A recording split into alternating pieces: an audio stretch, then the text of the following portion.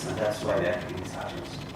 But then it's very interesting that then they don't tell us whether they have Somali speaking, Somali language content for the ethics. So, and that led to the conclusion that these individuals believe it's 8 journalists who fled. And story is particularly important because most of these violations being danger to society. The judge was actually surprised that this journalist was arrested for the ordered his release. But then police decided to keep him for a few more days. He stayed in detention for a few days and he was released later. That journalist, that's a month after the arrest, he told me that, you know, he had disabled his account because it was not only a platform where he shared information with the public, but, you know, to everyone, so that their challenges and these violations understood. Individuals committing the violations in government is actually known. So that is answer responses to some of the questions we asked them, and their responses is accurately represented in platforming on social media platforms beyond Facebook, or if it has so far been limited to Facebook. Thanks. So that is calling individuals, including journalists, harass them and ask them to remove content. That is one. What we observed is that there is increased online trolling.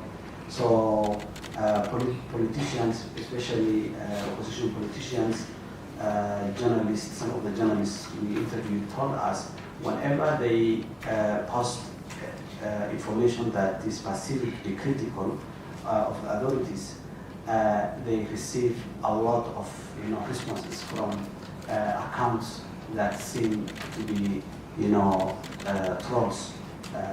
Recently created, how they describe it, these are accounts that are recently created. They have very few followers. They are very abusive, and in some cases, in our analysis, we have seen they are actually sending similar messages, including even when that message they are sharing has grammatical errors and commas and full stops, just copied and pasted by 10, 15, and 20 individuals who are basically trolls. They are doing, and the other bit is actually smearing, like themselves trying to promote good, like saying the president is performing well, he has improved security, he has improved this. Sorry, just press first. No more questions from any other journalists? We monitor and document violations against the journalists and the media houses. Early January, we have released our first report documenting all the violations that have been happening in the country in 2019. So I'm glad to be here with the team from the Amnesty International and to witness this launch of the report, which also highlights some of the cases that we have been documenting. And we really fully agree with all the findings in the report and the conclusion, including to the bribes against the media, to silence and censor critical reporting that has been funded and authorized by certain top officials within the Somali government offices, the top offices, office of the president, and office of the prime minister. We have also been trying to engage into different sectors so that the international community will understand what was going according to the Somali media sector.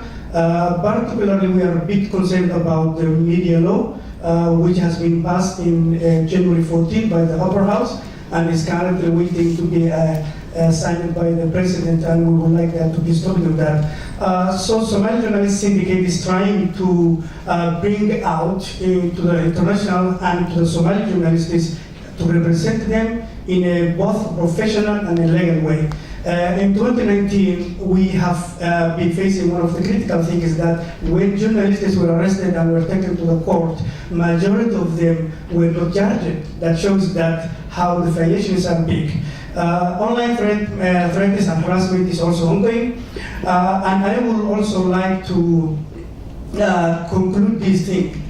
We need such reports to come out. We need people like Amnesty International and others to speak up. This is the first report from Somalia since 2015. And this is also the first report since President Farmaajo came to office in early 2017. So that means that every other actors, international actors, have resorted or maybe chosen to keep silent about all these violations. Amnesty International and the other international Somali partners. I'm wondering whether there is a proper synergy or coordination with the international players in terms of the recommendation of the report as well as the recommendations that were cited in the report. That affect human rights in our countries happen, and Abdalle are going to be very busy with all kinds of suggestions about Somaliland that I'm getting here. I think for now, I think we really wanted to restrict our focus to things we have examined, to things we have verified, and things that we can go on record with, and we are willing to go on record here with everything that we have said. Thank you. Even if there is a process, it needs to be a bit more specialized for a context like Somalia. So that's the first thing. The second thing is in terms of coverage. At the time of that these accounts were closed, we had no knowledge of Somali content moderators, and I would even argue Somali language speaking moderators.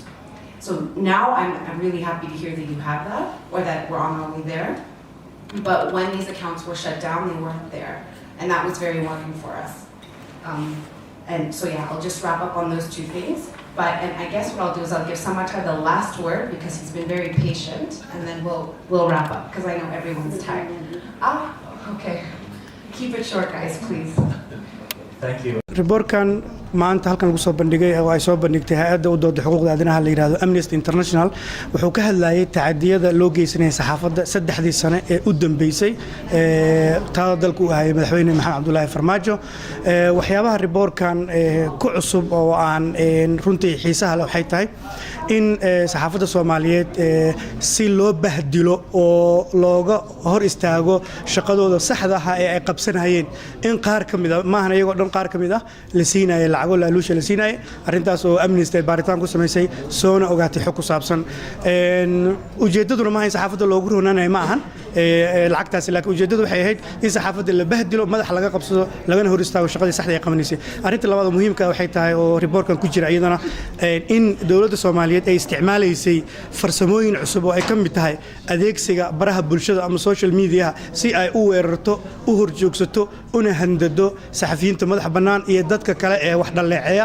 ama wax qora oo ay ka mid yihiin dadka ka hadla arrimaha xuquuqda aadanaha waxa reportkan ku jira oo iyaduna la yaab kale waxay tahay in xafiiska qaramada midoobay ee Soomaaliya Muqdisho ka furan in 2019 markii la ceyriyay wakiilkooda gaarka ah ee Soomaaliya Nicholas Haysom kadib in qaramada midoobay xafiiskooda ay joojiyeen inay soo saaraan warbixin ka hadli jirtay xuquuqda aadanaha Soomaaliya oo bishiiba hal mar ay soo saari jireen inay xilligaas wixii ka dambeeyay ay joojiyeen taasoo micnaheedu ay tahay cabsi ama walwal laga qabo nidaamka hadda dalka ka taliya ama dawladda dalka hadda ka talisa qaabka ay u dhaqmayso aan walwal laga qabo arrimaha kale oo muhiimka reportka uu tilmaamay waxay tahay sar u kaca tirada wariyaasha dalka ka baxaysa ee uga cararaysa amni darro darteed ma aha amni darradaas mid ka imaanayso al-shabaab ma ahan waa mid ka imaanaysa hay'adaha ammaanka ee dawladda federaalka Soomaaliya iyo kuwa maamul goboleedyada oo ahayd meeshii la rabay inay ilaaliyaan dhowraana amniga iyo badqabka saxafiyiinta oo kamid ah muwaadiniintii ay cashuurtooda ku shaqeynayeen nasiib darrada dhacaysay kamid tahay baa ka soo baxay reportkan gabagabadiisa dafiirsan ku qoran wuxuu sheegayaa